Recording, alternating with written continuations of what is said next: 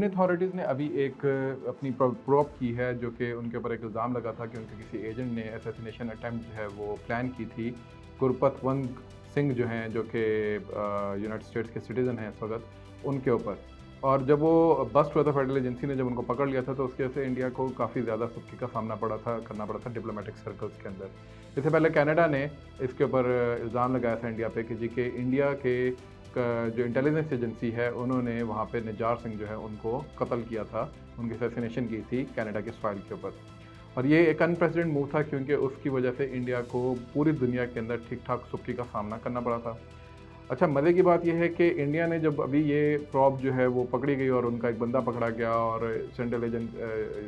Agency के पास जो है वो नाकाबिले तर्दीद सबूत आ गए कि इसके पीछे इंडियंस इन्वॉल्व हैं। तो इंडियंस ने कहा कि जी ठीक है, हम जो है वो आपको अपना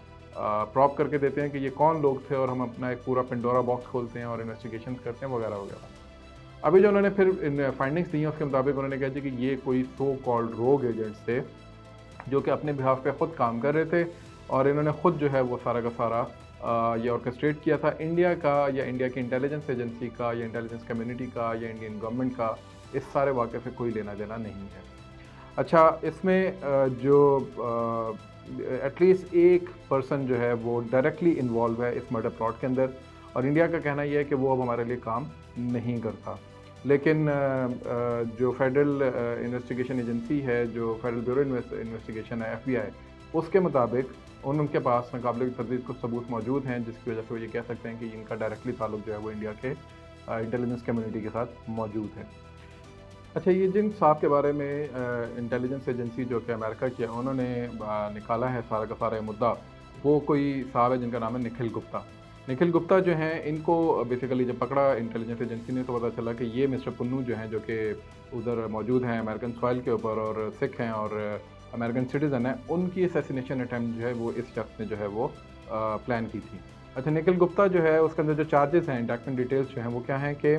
ये जो साहब हैं, ये इंडियन गवर्नमेंट के अंदर किसी हाई रैंकिंग ऑफिशियल, जिसको CC1 कहा जाता है, उनके साथ ये अटैच थे। जो CC1 है, ये सीनियर फील्ड ऑफिसर के तौर पे जो है वो आप कह लें कि माने जाने जाते हैं वहाँ पे। और इनको जो है बेसिकली रिस्पॉन्सिबिलिटी मिली थी कि इन्होंने निखिल गुप्ता को जो है इनके स्ट्रेंथ्स पुल करने, और निखिल गुप्ता ने आगे फिर जिस किसी बंदे को अपॉइंट किया था, उसको पैसे दिए थे जिससे वो असैसिनेशन कर सके मिस्टर पुन्नू की। अच्छा, US रिस्पांस जो है उसके अंदर वो बड़ा मज़े का, US ने कहा जी कि बड़ा सीरियस मसला है और उसके बारे में बात करनी चाहिए। जो असिस्टेंट सेक्रेटरी हैं, सेक्रेटरी ऑफ स्टेट हैं साउथ एंड सेंट्रल एशिया के, डोनाल्ड लू, बहुत मशहूर शख्सियत है पाकिस्तान के अंदर, उन्होंने भी अभी कांग्रेचुअल हियरिंग में ये कहा है कि हमें इस मसले को बहुत सीरियसली लेना चाहिए और एक ट्रांसपेरेंसी होनी चाहिए कि एक्चुअली कौन इसके अंदर इन्वॉल्व है। अच्छा, इसी कांग्रेचुअल हियरिंग या इसके अलावा मेरे ख्याल है कांग्रेचुअल हियरिंग थी, उसके अंदर एक कांग्रेसमैन थे डीन फिलिप्स, उन्होंने भी ये कहा है कि जी कि हमें देखना चाहिए कि पॉसिबिलिटी क्या हो सकती है सैंक्शंस की। यहाँ तक बात है वो गई है कि अगर इस तरह की कोई अटैम्प्ट हुई है हमारे अमेरिकन सॉइल के ऊपर, उसके अलावा हमारे एयरलाइंस के ऊपर, जैसे कनाडा के ऊपर, तो हमें देखना चाहिए कि इस तरह की एजेंसी के ऊपर या इस तरह के एलिमेंट्स के ऊपर किस तरीके से हम जो है वो सैंक्शंस इम्पोज कर सकते हैं। जैसे कि एक किलिंग हुई थी अलेक्सी नवाले की, उसके अंदर भी उन्होंने बेसिकली उन इंडिविजुअल को सैंक्शन किया था, उनके ऊपर पाबंदी लगाई थी रोग एलिमेंट्स के तौर पे, टेररिस्ट एलिमेंट्स के तौर पे, कि वो फॉरेन सॉइल्स के तो जाके इस तरह की असैसिनेशन अटेम्प्ट्स कर रहे हैं। अगर ये हो जाता है आगे जाके, तो इंडियन इंटेलिजेंस एजेंसी के लिए एक बहुत बड़ा सेटबैक होगा और उनके लिए एक बहुत बड़ा एक प्रॉब्लम खड़ा हो जाएगा कि उनके ऑपरेटिव्स को जो है वो वेस्ट जो है वो सैंक्शन करना शुरू हो गए। अच्छा, इसका एक वाइडर इम्प्लीकेशन भी है। वाइडर इम्प्लीकेशन ये है कि यही जब इन्वेस्टिगेशन हो रही थी और इंटेलिजेंस एजेंसी जो अमेरिका की है वो इसके ऊपर इन्वेस्टिगेट कर रही थी, जब उन्होंने निखिल गुप्ता को पकड़ लिया था, तो उन्होंने देखा कि मिस्टर पुन्नू जो हैं, उन्होंने भी इस बात का उन्होंने इजहार किया कि जो निज्जार का कत्ल हुआ था, मेरा जो असैसिनेशन अटेम्प्ट है वो उससे जुड़ा हुआ है। तो अब उधर वहाँ पे इंटेलिजेंस एजेंसी के अंदर ये एक बहुत बड़ा करंट एक इशू है, एक सिनेरियो डेवलप हो चुका है कि एक्चुअली ये एक बहुत वाइडर किस्म का नेटवर्क है, जो कि इस वक्त अमेरिका और कनाडा के और शायद बाकी वेस्टर्न ममालिक के अंदर भी फैला हुआ है, जो कि इंडिया के बेहस्त के ऊपर उनके जो एलिमेंट्स हैं, जिनको इंडिया इस वक्त अपने डिसिडेंट एलिमेंट्स कहता है, उनको वहाँ पर टारगेट कर रहा है और उनको वहाँ पर वो कत्ल कर रहा है या असैसिनेशन के प्लॉट बना रहे हैं, जिसकी वजह से इसके एक वाइडर इम्प्लीकेशन जो है इंडिया की इंटेलिजेंस कम्युनिटी और इंडिया के जो डिप्लोमेटिक सर्कल्स हैं उनके ऊपर पड़ रहा है। तो अब देखना ये है कि ये जो इंडिया ने अभी अपनी सबमिशंस दी हैं कि ये कुछ रोग एलिमेंट्स थे, वो किस हद तक सच माने जाते हैं या किस हद तक उसको सीरियस लिया जाता है। लेकिन इधर एक बड़े मज़े की बात है। मज़े की बात ये है कि ये जो सारा का सारा रोग एलिमेंट का कॉन्सेप्ट है, ये बेसिकली अगर आप देखें तो जितनी भी इंटेलिजेंस एजेंसीज होती हैं वो ऑफेंसिव डिफेंसिव के ऊपर ग्रे एरियाज़ के अंदर खेलती हैं। और उसके अंदर उनका एक बहुत बड़ा फैक्टर ये होता है कि वो अगर कोई भी इस तरह की हरकत करें तो उनका ट्रैक रिकॉर्ड या ट्रेल जो है पीछे तक उन तक ना पहुँचे। लेकिन इंडिया की इंटेलिजेंस एजेंसी पिछले कुछ दिनों के अंदर, कुछ सालों के अंदर इतनी फेलियर्स दे चुकी है कि हमें नज़र आता है कि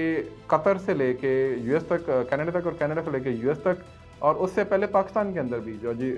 कुलभूषण यादव वाला मसला है, ये आपको नज़र आता है कि इंडिया के ऑपरेटिव्स जो हैं वो इतने कैजुअल तरीके से, उनका बस फोकस ये होता है कि उन्होंने टारगेट को अचीव करना है, हैवक रीक करना है, बंदे मारने हैं। उसको इनसे कोई गर्ज नहीं होती कि उन्होंने इसके रिपरकशंस क्या हो सकते हैं। शायद उनके यहाँ एक वो इजराइलीज़ की तरह कोई एक ग्रैंडोर आस्पेक्ट है उनके यहाँ कि हम कहीं पे भी जाकर कोई भी अटेम्प्ट कर सकते हैं और कोई हमें नहीं पूछ सकता। तो इस चीज़ का जो एक कंसर्न है वो अब दुनिया के अंदर फैल रहा है कि क्या आया वाकई ही ये इंडिया की बात को माना जाए कि रोग एलिमेंट्स है, या इंडिया बाकायदा इन एलिमेंट्स को जो है वो परपेचुएट करता है दूसरे ममालिक के अंदर। अच्छा, ये इंटेलिजेंस कम्युनिटीज़ या स्टेट्स या उनके हेड्स या गवर्नमेंट्स ये बहुत अच्छे तरीके से जानती हैं कि इंटेलिजेंस कम्युनिटीज़ अपने बंदों को इस तरह डिसोन कर देती हैं। वो ये कहती हैं कि ये रोग एलिमेंट्स है। तो एक्चुअल परपेट्रेटर्स जो हैं, जो इंडिया के अंदर बैठे हैं, उनके ऊपर फोकस हमें अब करना चाहिए। उनके अंदर जो पहला फोकस है वो हमें करना चाहिए अजीत डोभाल के ऊपर। अजीत डोभाल जो हैं बहुत ज़्यादा नाम है, रेटोरिकल हो जाता है, लेकिन इधर बात करना उनके लिए बारे में इसलिए ज़रूरी है कि जब से वो नेशनल सिक्योरिटी एडवाइज़र बने हैं उस वक्त से इंडिया ने एक ऑफेंसिव डिफेंसिव का काम जो है वो शुरू किया हुआ है। अजीत डोभाल के ऊपर मैं पहले भी इसी चैनल के दोस्तों से आपसे बात कर चुका हूँ कि उनकी एक पूरी वीडियो है जिसके अंदर वो बात करते हैं कि हम लोग जंग जो है अपने उन एलिमेंट्स के खिलाफ जो इंडिया के खिलाफ बात करते हैं या इंडिया के खिलाफ एक डिसिडेंट रवैया रखते हैं, उनके खिलाफ जंग जो है हम उनकी सॉइल के ऊपर लेके जाएंगे। इट मीन्स और ये ऑन रिकॉर्ड है, ये कोई ऐसी चीज़ नहीं कि उन्होंने ढकी छुपी कही हो, ये उन्होंने ऑन रिकॉर्ड एक आश्रम में बैठ के कही थी, जो कि यूट्यूब पे वो वीडियो मौजूद है। अब ये चीज़ जो है, जब हम इस चीज़ को देखते हैं तो पता चलता है कि ये इंडिया का एक स्ट्रेटेजिक माइंडसेट है कि वो अपने एनिमीज़ को परसू कर रहा है फॉरेन सॉइल्स के ऊपर, और उसमें वो कोई ऐसी लगी लिपटी नहीं रख रहा कि अगर उनके ऑपरेटिव्स पकड़े जाते हैं, फेलियर्स होता है, ट्रैक पीछे वापस आता है, ट्रेल मिलता है, तो इंडिया उनको बस डिसोन करके रोग एलिमेंट कह के अपने स्किन को सेव करने की कोशिश करता है। अजीत डोभाल जो हैं, इनके ऊपर वैसे भी इंटरनली बड़ा प्रेशर था, बीजेपी के अंदर भी बहुत ले दे और बातचीत हो रही थी कि इनके से हमारे ऊपर बहुत ज़्यादा मसाइल आ रहे हैं, डिप्लोमेटिक सर्कल्स के अंदर हम पे बात हो रही है, तो इनका रिज़ाइन लिया जाए। लेकिन अभी ये प्रॉप जो है इसके बाद अब हुआ ये है कि अजीत डोभाल ने ये सबमिशंस डाल के अपने आप को सेव कर लिया, और एक और बंदे को उन्होंने सेव किया है। वो एक बंदा और कौन है? वो है रॉ का एक्स चीफ गोयल। ये वो शख्स है जिसने 1980s और 90s के अंदर जब खालिस्तान की तहरीक चल रही थी तो ही वॉज SSP इन पंजाब, और इस बंदे ने वहाँ पे उस वक्त एक्स्ट्रा जुडिशल किलिंग्स, फोर्स डिसअपेरेंसेस, इस तरह के बहुत सारे ऐसे काम किए थे जिसकी वजह से ये बहुत ज़्यादा मशहूर हो गए थे और इनके ऊपर बहुत ज़्यादा एलिगेशंस थी। हुआ क्या कि जब खालिस्तान की तहरीक ख़त्म हुई इंडिया के अंदर, वो ऑपरेशन ब्लू स्टार हुआ और सारा वो डिस्पर्स हो गए सारे लोग, तो उसके बाद यही शख्स जो है जिसके ऊपर कोई क्रिमिनल केसेस चलने चाहिए थे, वॉर क्राइम्स के केसेस चलने चाहिए थे, ही वॉज एलिवेटेड, और उसके बाद ये इंटेलिजेंस कम्युनिटी का हिस्सा बन गए। इंटेलिजेंस कम्युनिटी का हिस्सा बनते और ऊपर जाते जाते आप देखते हैं कि इनकी कैरियर के अंदर ट्विस्ट आता है, नहीं बिकेम मेरा ख्याल है यूके के अंदर ये अपने जो है वो बने हेड बने, जो रॉ का जो उधर लॉन्ग आर्म था उसके, और इन्होंने फिर ऑफेंसिव के ऊपर लेके गए रॉ के सारे ऑपरेशंस को वहाँ पे, और वहाँ पे इन्होंने टारगेट किलिंग्स करना शुरू की। इसकी बहुत सारी प्रिंट इंडिया के अंदर एक बहुत बड़ी रिपोर्ट छपी है, प्रवीण स्वामी ने इसके ऊपर बात की है, वो पढ़ने के काबिल है कि वो किस तरीके से बात करते हैं कि इन्होंने किस तरीके से जो है गोयल ने फॉरेन लैंड्स के अंदर जाके जो असैसिनेशन अटैम्प्ट्स किए हैं। सो मच हो कि पाकिस्तान के अंदर भी इन्होंने बहुत से लोगों के ऊपर असैसिनेशन अटैम्प्ट्स या टारगेट किलिंग्स करने की कोशिश की। उसके अलावा गोयल का एक और फैक्टर है, गोयल जो है इसने आप देखें कि इसकी लेगेसी ही ये है, यानी इसका जो कैरियर का ग्रोथ है वो इस बुनियाद के ऊपर है कि सिक्स को इसने किस तरीके से टारगेट किया था, सिक्स को इसने किस तरीके से मारा था, और वही चीज़ जो अब देखते हैं अब आपके कनाडा के अंदर, अमेरिका के अंदर, पाकिस्तान के अंदर या एल्सवेयर जहाँ पे भी सिक्स को टारगेट किया जा रहा है, खालिस्तान की तहरीक की एक लेगेसी गोयल के साथ जुड़ी हुई है, और उसी की बुनियाद के ऊपर गोयल ने रॉ के चीफ के होते हुए इस चीज़ को इन्होंने इम्प्लीमेंट किया बाहर के ममालिक के अंदर भी। उसके अलावा इंटरनली भी इनके ऊपर बहुत ज़्यादा बातचीत हुई कि पेगासॉस के ज़रिए इन्होंने इंटरनल बहुत ज़्यादा सर्वेलेंस करने की कोशिश की इंडिया के अंदर, जो कि ज़ाहिर है प्राइवेसी ब्रीच और इस तरह के सारे मामला उसके अंदर आते हैं। अभी जो इनके नेक्स्ट आप कह लें कि जो इनके सक्सेसर हैं, वो भी इसी किस्म के ख़यालात रखते हैं और वो भी इसी किस्म की बात को आगे लेके चलेंगे, लेकिन वो टेक्नोलॉजी का इस्तेमाल शायद इसके अंदर ज़्यादा लेकर आएंगे। जो उनकी पर्सनैलिटी प्रोफाइलिंग है उसके मुताबिक वो टेक्नोलॉजी पे ज़्यादा रिलाय करेंगे। सारी बात का कंक्लूजन ये है कि रोग एलिमेंट्स जो हैं इंडिया के, अगर आप उनको रोग एलिमेंट मानना भी चाहते हैं तो मैं उसको ये कहूँगा कि ये रोग नेशन के रोग एलिमेंट्स हैं, लोग रोग नेशन के रोग ऑपरेटिव्स हैं, जो कि दुनिया के अंदर इस वक्त ये समझ रहे हैं कि चूँकि उनकी इकॉनमी कुछ बेहतर हो गई है, चूँकि उनके इस वक्त वेस्टर्न कंट्रीज़ के साथ एलाइशिप है, चूँकि वो समझते हैं कि चाइना को कंटेन करने के लिए इस वक्त वेस्ट को उनकी ज़रूरत है, तो वो खुल कर कहीं पे भी कुछ भी खेल सकते हैं और कोई बात नहीं करेगा। लेकिन मेरा ख्याल है जिस तरह एक बंदे की रस्सी दराज होती है, उसी तरह इंडिया को भी अब ये बात समझ लेनी चाहिए कि आहिस्ता आहिस्ता उसकी रस्सी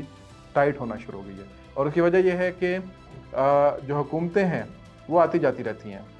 यहाँ पे भी और अमेरिका में भी, यहाँ पे भी और कनाडा में भी। बात यह है कि जो वहाँ के अवाम हैं, वहाँ के जो सिस्टम्स हैं, वहाँ के जो डीप स्टेट है, इंटेलिजेंस एजेंसीज़ हैं, वो किसी एक मौके के ऊपर आके अपना थ्रेशोल्ड देखेंगी और जिस वक्त उनको लगेगा कि इंडिया अब उनके नेशनल इंटरेस्ट और सिक्योरिटी के लिए ख़तरा बन रहा है, वो उस वक्त उसको शट डाउन करने पर आ जाएंगी, जिसके कुछ मिसालें अब हम देख भी रहे हैं। कनाडा का जो मसला है वो सिर्फ एक आइसोलेटेड इवेंट नहीं है, 5 आइज़ का एक पूरा प्लेटफॉर्म है जिसकी इंटेलिजेंस शेयरिंग की बुनियाद के ऊपर कनाडा ने वो बात की थी। यूएस के अंदर ये जो सारा मामला हुआ है, इसको जिस तरीके से वाइडर नेटवर्क की तरफ फैलाया जा रहा है कि पुन्नू से लेके निजार के कत्ल तक इसको प्रॉब किया जाए, ये एक पूरा एलिमेंट है इसके अंदर। इसी तरीके से आप अगर गोयल की हिस्ट्री और डोवाल की हिस्ट्री को आपस में कोरिलेट करें तो आपको नज़र आएगा कि इन दोनों की लिगेसी ही ये है कि इन्होंने इंडिया के जितने भी इस तरह के सो कॉल्ड दुश्मन हैं जो इंडिया के अंदर डिसिडेंट वॉइसेस रखते हैं, उनको किस तरीके से जाकर टारगेट करना है, मारना है, कत्ल करना है, बावजूद इसके कि उनके इंडिया के ऊपर क्या डिप्लोमेटिक क्राइसिस आते हैं या कॉन्सिक्वेंसेज आते हैं, उनको बस इस बात से गर्ज है कि उन्होंने कहाँ पर जाके किसका खून बहाना है। आज के लिए इतना ही, इंशाल्लाह ताला मिलते हैं बहुत जल्द एक नई वीडियो के साथ। अपना ख्याल रखिएगा, जुड़े रहिएगा। अस्सलाम वालेकुम।